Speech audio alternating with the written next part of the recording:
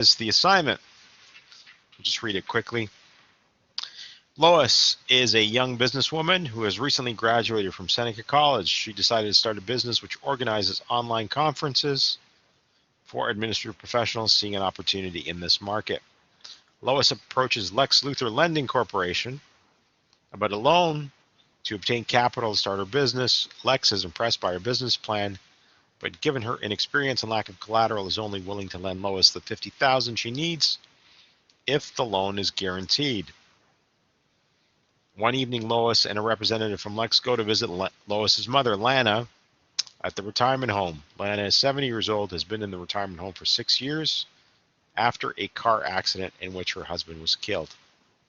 As a result of the accident, Lana suffered a serious brain injury and has lost many memories of her life and suffers from language comprehension difficulties.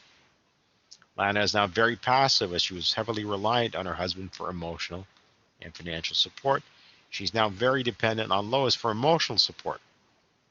Lois shows her mother the loan contract from Lex and tells her the loan company just wants to make sure that everything will be okay with my new business.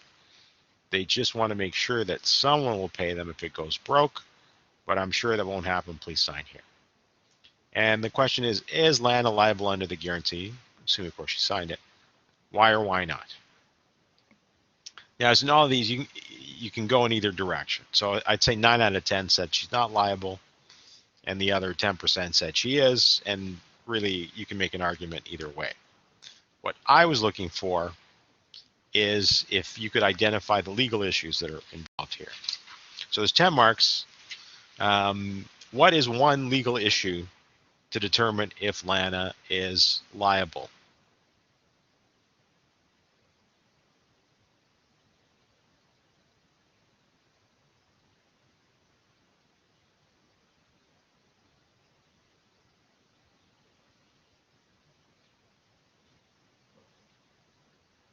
Is she in physical condition to make that decision?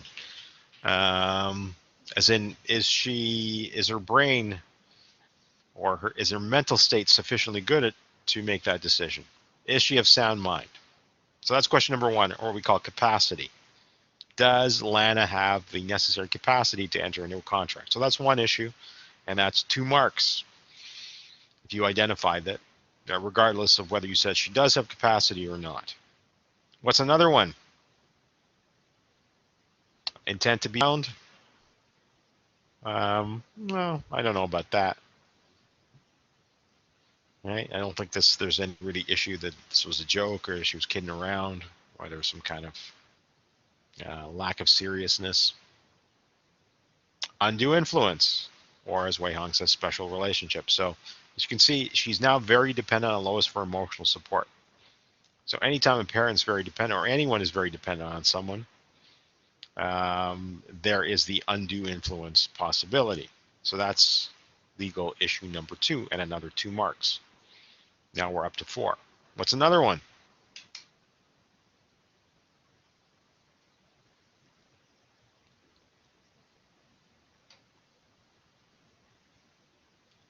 Might not be a mutual understanding, or what we call non est factum. Is Lana even capable of understanding what the heck the contract says? Right? Given that she has language comprehension difficulties. So that's a third legal issue and another 2 marks. So we're up to 6. And there's one final one.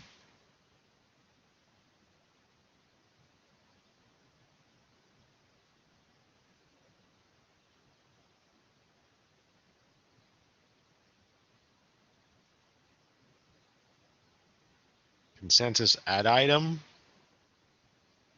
Oh, well, that's kind of mutual understanding, right? Flip side of the same coin. One more.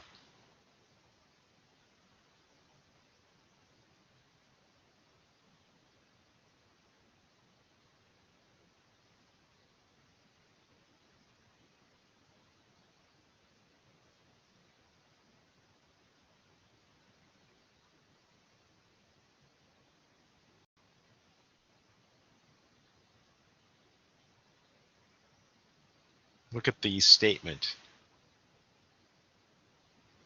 that Lana that Lois makes to Lana at the end. The loan company just wants to make sure that everything will be okay with my new business. They want to make sure that someone will pay them if it goes broke. But I'm sure that won't happen. False statement, or what is it normally called?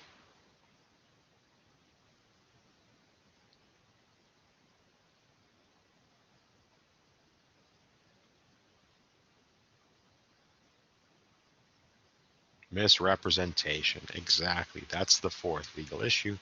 Another 2 marks, up to 8. The final 2 marks were given for your decision. If you identified any of the issues and then made a decision, yes, she's liable, no, she's not liable, that was 2 marks. So if you identified 2 of the 4 issues and said she's liable or not, that's 6 out of 10. 3 out of 4, it's 8 out of 10. If you got 4 out of 4, obviously that's 10 out of 10. So that's how that was graded. A few people also had some, interesting queries.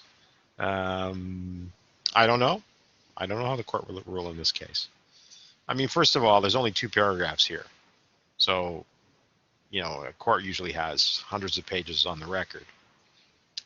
So there's no way for me to tell you that. Some people said that there was 1 or 2 people that said that it wasn't under seal, that there wasn't consideration, which is, I think, interesting, innovative argument. But those were the 4 main ones. All right, maybe Clark was the one that was killed.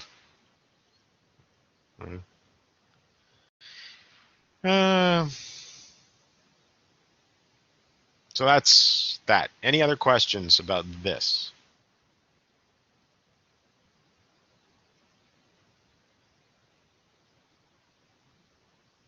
Okay.